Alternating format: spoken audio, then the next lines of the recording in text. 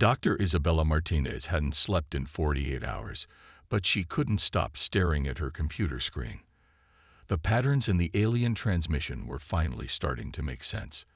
As lead xenolinguist at the Global Defense Initiative's Chilean facility, she had been the first to notice something off about the Kraxan Empire's seemingly peaceful first contact message. "Director Williams," she called, her voice steady despite her racing heart. "I need you to see this immediately." The massive ships had appeared 3 days ago, positioning themselves in geosynchronous orbit over every major city on Earth. Their first transmission had been polite, almost cordial, a greeting from what they called the Kraxan Empire, claiming to seek peaceful cultural exchange. But Isabella had noticed subtle variations in their subspace signal patterns that didn't match their verbal message. Director Williams leaned over her shoulder, his weathered face illuminated by the holographic display. "What am I looking at, Doctor?" "Their linguistics don't match their claimed intentions," Isabella explained, pulling up comparative analyses. "See these harmonic patterns? They're using a form of subspace communication that contains embedded military commands. I've cross-referenced it with every peaceful first contact scenario we've wargamed. This matches none of them. But it does match our theoretical models for invasion prep." The director's face hardened. "How certain are you?" 97%. "They're not here for cultural exchange. They're coordinating a synchronized attack." Before Williams could respond, the facility's warning sirens began to blare. The main screen lit up with emergency broadcasts from around the globe. The Kraxan ships were launching smaller vessels, thousands of them. "Get me the Security Council," Williams barked into his comm unit, "and download everything we have on their communication patterns to our quantum-encrypted backup." Isabella was already moving, her fingers flying across the holographic interface. 6 years of preparing for this moment, of being called paranoid for insisting that humanity needed protocols for hostile first contact, were about to pay off. The GDI had facilities like this one hidden across the globe, each designed to maintain operations even if major cities fell.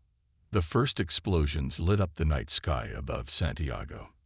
The Kraxan had clearly expected their initial barrage to disable Earth's communications and power infrastructure, standard tactics for conquering pre-FTL civilizations.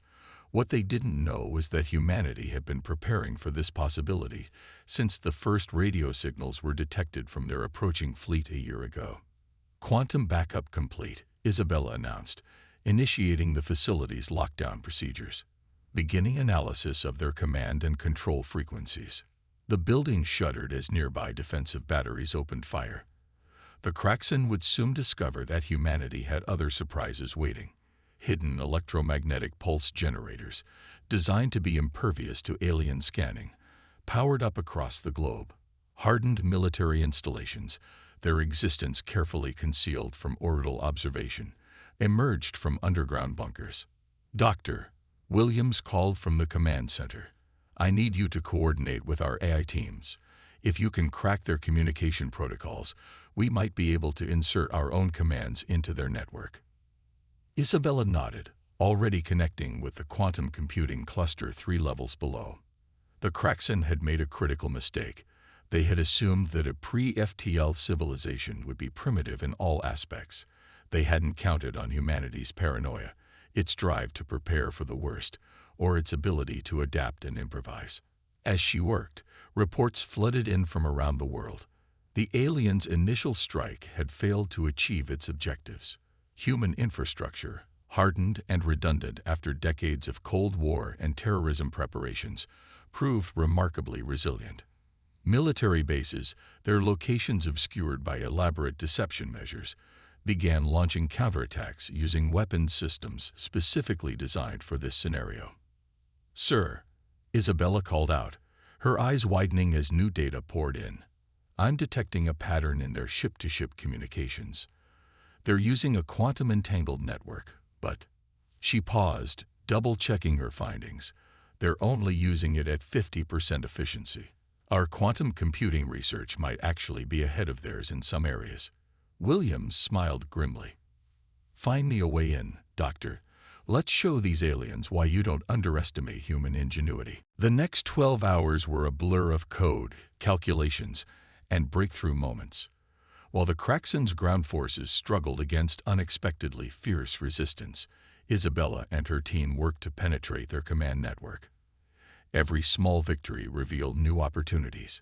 The aliens' technology might be more advanced, but their methods were rigid, their protocols inflexible. The first real breakthrough came at dawn. Isabella's team managed to insert a subtle corruption into the Kraxen's targeting algorithms. Across the globe, their precision strikes began to miss critical infrastructure by crucial meters. Human counterattacks, guided by her team's growing understanding of alien shield frequencies, started finding gaps in their defenses. "Director," Isabella called out, her voice hoarse from exhaustion, but triumphant. "We've done it. We can insert our own commands into their network. It will take time to scale up." But she never finished the sentence. A massive explosion rocked the facility, sending cascades of dust falling from the ceiling. But Isabella kept working, even as emergency lights flashed and backup generators hummed to life. The Kraxen were about to learn a harsh lesson about humanity's resilience, and she intended to be their teacher. As the battle raged above and around them, Isabella allowed herself a small smile. The aliens had expected to find a primitive species, easy to conquer and subjugate. Instead, they had awakened a sleeping giant, one that had spent decades preparing for exactly this scenario. The war for Earth was just beginning, and humanity had no intention of making it easy for their would-be conquerors. The hidden advantage. James Wilson was officially retired from the United States Marine Corps, but today he was anything but inactive. From his position in an underground command center beneath the Rocky Mountains, he watched as hundreds of green dots appeared on the global tactical display. Each one represented a civilian resistance cell activating exactly as planned. Confirmation from Mumbai cell received. His communications officer reported. "Operation Sandbox is a go." Wilson nodded, his weathered face illuminated by the holographic displays. When he'd first proposed the Civilian Defense Initiative 15 years ago, most military brass had laughed it off. But a few forward-thinking generals had listened, and now that preparation was paying off. "Status on the Kraxen ground forces?" he asked, studying the tactical overlay. "They're maintaining standard invasion protocols, sir, focusing on military targets and infrastructure, but they're starting to notice something's wrong." Wilson allowed himself a grim smile. The aliens had expected to find isolated pockets of military resistance. Instead, they were facing a coordinated global network of civilian fighters, each trained in asymmetric warfare and equipped with specially designed weapons and tactics. "Signal from Dr. Martinez's team," the comm officer announced. "They've successfully inserted the first wave of corrupted targeting data. Kraxen orbital strikes are showing a 30% decrease in accuracy." "Perfect timing," Wilson muttered, keying in the command to initiate Phase 2. Across the globe, seemingly ordinary civilians began executing their long-practiced roles. In Singapore, a group of taxi drivers activated electromagnetic disruptors hidden in their vehicles, creating corridors of interference that forced Kraxen ground forces into prepared kill zones. In Rio de Janeiro, construction workers used modified equipment to collapse carefully weakened buildings onto alien patrol routes. In Kenya, rangers led alien pursuit forces into wildlife preserves where enhanced predator pheromones drew packs of lions to the invaders. "Sir," his tactical officer called out, "the Moscow cell is reporting success with Operation Matryoshka." Wilson pulled up the feed. For months before the invasion, Russian babushkas had been knitting what looked like traditional wool scarves. Hidden within the patterns were metamaterial threads that disrupted alien sensor systems. Now, resistance fighters wearing those scarves were effectively invisible to Kraxen detection. "Update from Berlin," another officer reported. "The breweries are beginning distribution." That had been one of Wilson's favorite plans. German breweries had been secretly producing batches of specially modified beer containing nanoscale components. When activated, These components would form improvised communication networks, allowing resistance cells to coordinate even if conventional communications were knocked out. "Sir, the Kraxan are adjusting their tactics," his strategic analyst reported. "They're starting to realize this isn't standard military resistance." "Of course they are," Wilson replied. "But that's exactly what we wanted." The aliens were now facing a paradox of their own making. Their standard invasion protocol called for targeting military infrastructure and command centers. But humanity's resistance wasn't coming from those places. It was coming from everywhere, from grandmothers and students, from farmers and office workers, from every corner of human society. "Incoming transmission from Tokyo," the comm officer announced. "The otaku gamers have successfully deployed their modified VR systems." Wilson checked the feed.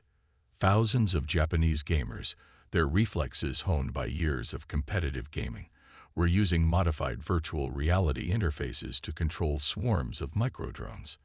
The drones, barely larger than insects, were wreaking havoc with Kraxan ground forces sensor systems. "Status on Operation Groundskeeper?" he asked. "Golf courses across North America are activating their systems now, sir." That had been another stroke of brilliance. For years, golf courses had been secretly installing subsurface electromagnetic pulse generators disguised as irrigation systems. Now those same systems were creating zones of electronic disruption that alien vehicles couldn't penetrate. "Sir," his intelligence officer called out, "we're detecting signs of confusion in Kraxan command communications. They're trying to understand why their standard conquest protocols aren't working." Wilson nodded. "Because they don't understand humans. They expected us to fight like they do, with rigid hierarchies and conventional military responses. They never expected every civilian to be a potential soldier, every household item a potential weapon." A new alert flashed across his screen. In Australia, surfing enthusiasts were using modified boards to approach Kraxan ships from beneath the waves, attaching disruption devices to their hulls. In Canada, ice hockey players were using their knowledge of ice dynamics to trap alien vehicles in suddenly destabilized frozen lakes. Update from Dr. Martinez's team, the comm officer reported. "They've identified a vulnerability in the Kraxan's quantum communication network. They need another hour to exploit it." "They'll have it," Wilson assured him. "Our people know what to do." And they did. Across the planet, humanity was demonstrating why it was so dangerous to underestimate them. The Kraxan had expected to find a primitive species, easy to conquer with superior technology. Instead, they had found a species that had spent its entire history preparing for war, that had turned its entire civilization into a weapon. Wilson watched as more green dots appeared on his display, each one representing another activated resistance cell. The Kraxan might have superior technology, but humanity had something better: the accumulated ingenuity and determination of 8 billion people who refused to be conquered. "Sir," his tactical officer called out, "the Kraxan are pulling back their ground forces in several sectors. They're requesting reinforcements from their orbital fleet." Wilson smiled. Everything was proceeding exactly as planned. The aliens were about to learn that on Earth, every retreat could be a trap, every civilian could be a soldier, and every everyday object could be a weapon. The war was far from over, but humanity was proving why it had survived every challenge it had ever faced. "Send word to all cells," he ordered. "Phase 3 begins at dawn." Raj Patel stood in the converted airplane hangar that now served as humanity's most advanced reverse engineering facility, surrounded by pieces of salvaged Kraxan technology. The former Silicon Valley engineer had never imagined he'd be leading a global team of scientists and hackers in a desperate race to understand alien tech, but desperate times call for desperate measures. "The breakthrough isn't in copying their technology," he explained to the assembled team of engineers from 12 different nations. "It's in understanding how we can merge it with ours."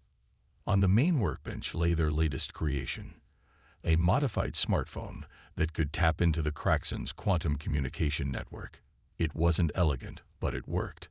They discovered that human quantum computing algorithms, developed for entirely different purposes, could interface with alien systems in ways the Kraxan had never anticipated.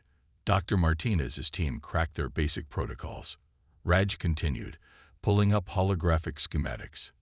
Now we need to weaponize that knowledge. Around the vast space, other teams were working on different aspects of alien technology. In one corner, a group of Indian software developers were reprogramming captured Kraxan drones using modified video game engines.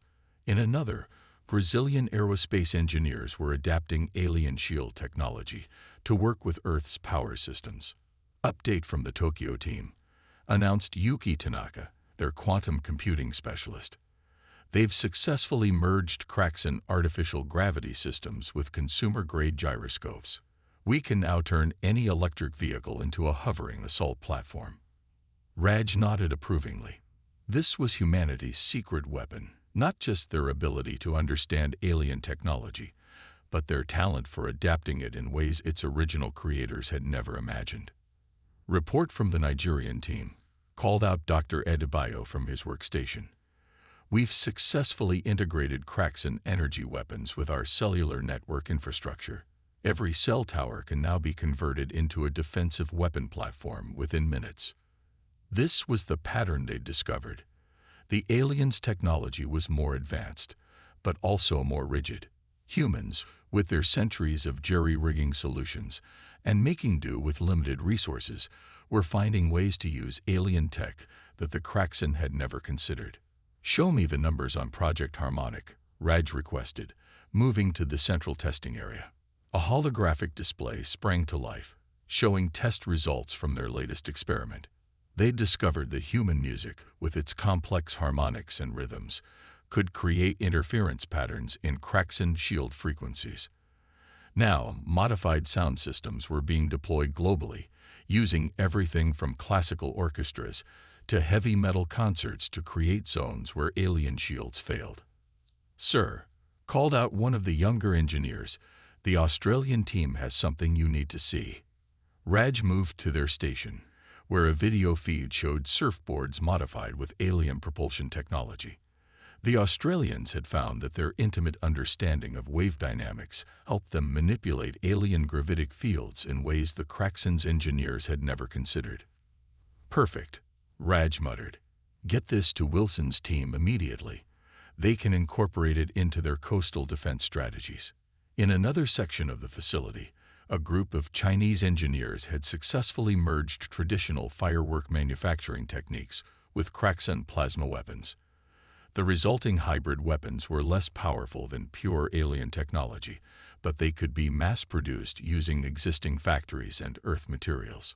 Status update on Project Babel, Raj asked, moving to the communications section. Breakthrough achieved, reported Dr. Sofia Mendoza, their linguistics expert. We've successfully mapped human neural patterns onto Kraxan command protocols.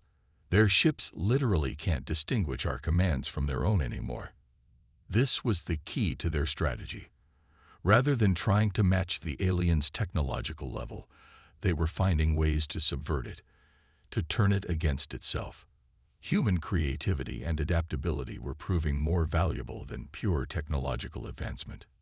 Sir, called Yuki, the quantum entanglement team has something you need to see. Raj hurried over to their station. On their screen, a complex pattern of quantum signatures pulsed and shifted. They discovered that human meditation techniques, when combined with quantum monitoring equipment, could create patterns that disrupted Kraxan targeting systems.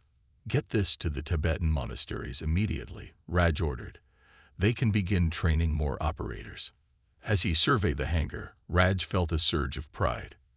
Humanity had taken the Kraxan's superior technology and turned it into something new, something unpredictable. They weren't just copying alien tech, they were transforming it, improving it, making it their own. New data from Dr. Martinez's team, announced their communications officer. They've identified the core frequency of the Kraxan's hive mind network. If we can modify our quantum interference patterns, we can shut down their entire command and control system. Raj finished, already seeing the possibilities. Get me every quantum computing specialist we have. We're going to show these aliens what human innovation really means. Around him, the work continued. Engineers from every corner of Earth, working together, finding new ways to turn alien technology against its creators. The Kraxan had brought their advanced technology to Earth expecting to find primitive savages. Instead, they'd found a species that could take their technology and reimagine it in ways they'd never dreamed possible. Remember, Raj addressed his team. We're not trying to match their technology. We're trying to transcend it. That's what humans do best. We take what exists and make it into something new, something better. The tide was turning. With every passing hour, humanity was learning, adapting, evolving. The Kraxans' technological advantage was becoming their greatest weakness, as human ingenuity turned their own systems against them. The war for Earth was becoming a war of innovation, and that was a war humanity knew how to win. The Underground Revolution. Zara Newman hadn't planned on becoming a resistance leader. 6 months ago, she'd been a logistics manager for a global shipping company. Now she was coordinating the largest underground network of fighters in human history, using her expertise in supply chain management to wage a war unlike anything the Kraxan had ever encountered. Status report from all sectors. She commanded, studying the holographic map in their hidden command center beneath London's underground. European cell networks operating at 93% efficiency, reported her second-in-command, Thomas Fisher. Asian networks at 87%. America's holding steady at 91%. The numbers represented thousands of small victories, ordinary people turning their everyday knowledge into weapons against the alien invaders. Postal workers used their intimate knowledge of city layouts to coordinate ambushes. Teachers transformed schools into command centers. Farmers used their understanding of the land to hide resistance fighters and supplies. Update from the African Agricultural Initiative called out their operations officer. The modified crops are ready. That had been one of their more inspired ideas.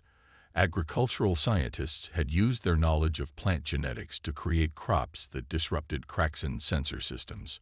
Vast fields of wheat and corn now served as natural stealth systems, hiding human movements from orbital surveillance. Delivery networks, Zara asked, marking new safe zones on the map. The food delivery services are fully operational. Pizza boxes are moving weapons, grocery deliveries are transporting intel, and ice cream trucks are mobile command centers. They turned the entire global delivery infrastructure into a resistance network. The Kraxan, focused on military targets, had largely ignored these civilian systems, a fatal mistake. Report from the underground transport divisions, Thomas announced. The Paris Catacombs network is expanding. Rome's ancient tunnel systems are fully operational. Tokyo's subway resistance cells report successful integration of Raj's new tech. Zara nodded approvingly. Humanity's ancient infrastructure, built up over centuries, had become their secret weapon. The Kraxans' advanced scanning technology, designed to detect modern materials and energy signatures, struggled to penetrate these historical networks. Status on Operation Ghost Kitchen. All major cities reporting success. Restaurant kitchens are producing more than just food now. Every takeout order is a potential supply drop. Every delivery driver a potential courier. They'd transformed the global food service industry into a vast resistance network. Restaurants became armories. Coffee shops turned into intelligence hubs, and food delivery apps now coordinated resistance movements. "Sir," called their communications officer, update from the cultural integration teams. This was another aspect of their strategy that had caught the Kraxan completely off guard.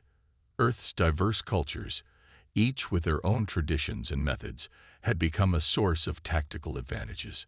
In Venice, gondoliers used their knowledge of the city's waterways to move supplies unseen. In Istanbul, carpet merchants hid resistance communications in traditional patterns.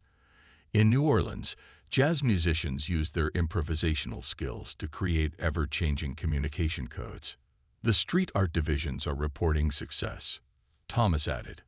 Graffiti artists are using Raj's modified paint formulas. Every mural is now a data transmission point. They'd turned urban art into a weapon. Street artists, using paint infused with quantum reactive particles, were creating vast networks of information transmission that the Kraxen couldn't detect or understand. Update from the Sports League initiative. Football clubs across Europe have successfully converted their stadiums into underground bases. American baseball teams are using their statistical analysis systems to predict Kraxen patrol patterns. Indian cricket grounds are serving as training facilities. Zara allowed herself a small smile. The aliens had expected to face a military resistance. Instead, they were fighting against human culture itself, against the accumulated knowledge and practices of thousands of years of civilization. New report from the entertainment sector called out their cultural liaison. Theater groups are using stage effects to mask resistance movements. Dance companies are training fighters in movement patterns that confuse alien tracking systems.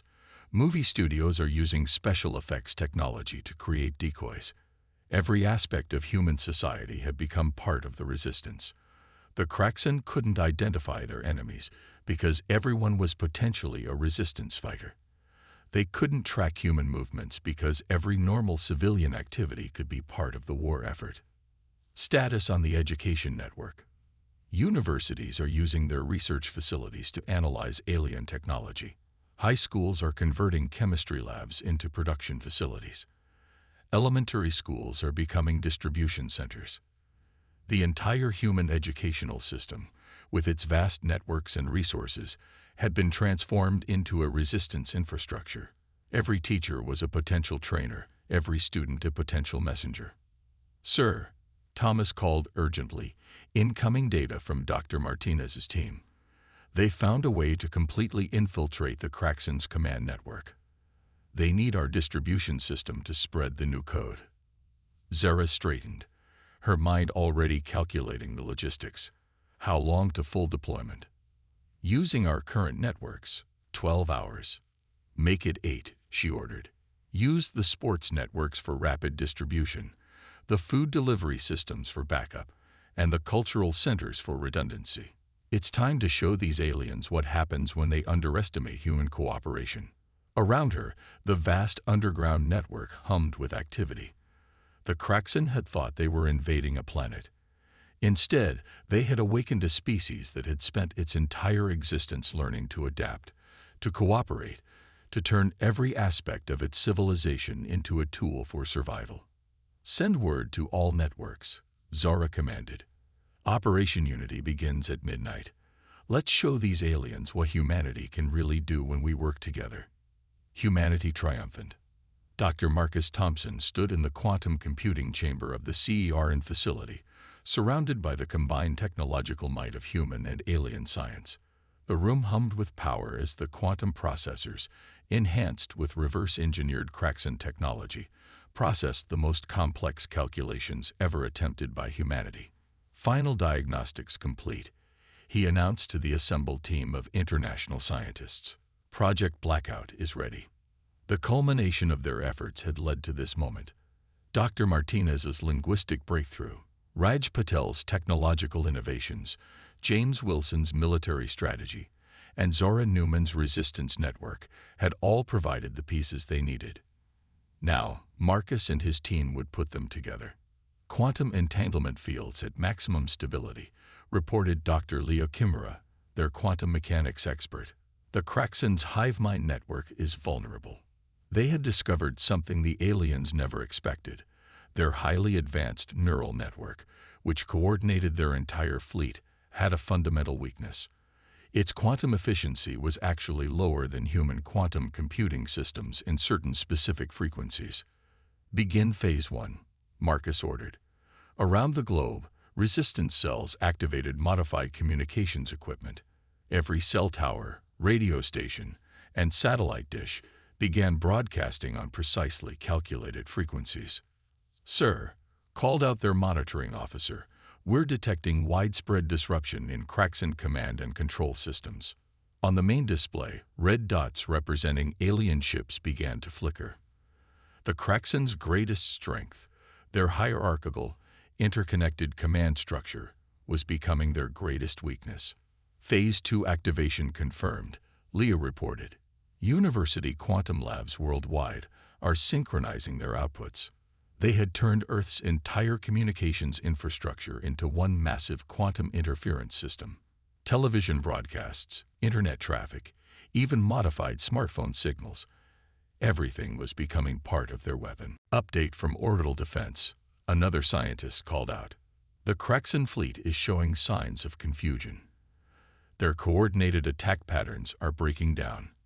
Marcus allowed himself a small smile. The aliens had never imagined that a pre-FTL civilization could mount such a sophisticated quantum attack. They had assumed their technology was too advanced to be threatened by human systems. "Sir," Leah called urgently, "we're detecting a massive power surge from the Kraxan flagship. They're attempting to reconfigure their network." "Now," Marcus commanded, "initiate final protocol." Across the planet, everything humans had built and adapted over the past months activated simultaneously. Modified cell phones broadcast quantum interference patterns. Hybrid alien-human technology in resistance bases pulsed with power. Even the crops they had genetically engineered began resonating at specific frequencies.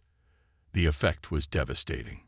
The Kraxan's hive mind network, already strained by human interference, began to collapse under the overwhelming quantum assault. Ship after ship lost connection with their command structure. "Major disruption in enemy fleet coordination," reported their tactical officer. "They're losing formation coherence. Weapon systems are going offline. Navigation systems failing." Marcus watched as the tactical display showed the results of their attack. The mighty Kraxan fleet, with all its advanced technology, was being undone by a species they had dismissed as primitive. "Message from Dr. Martinez," called their communications officer. "She's successfully inserted the quantum virus into their core systems. Their entire command structure is compromised." The virus was perhaps their greatest achievement, a fusion of human-computer code and alien quantum protocols, designed to turn the Kraxan's own technology against them. It spread through their neural network like wildfire, disrupting everything it touched.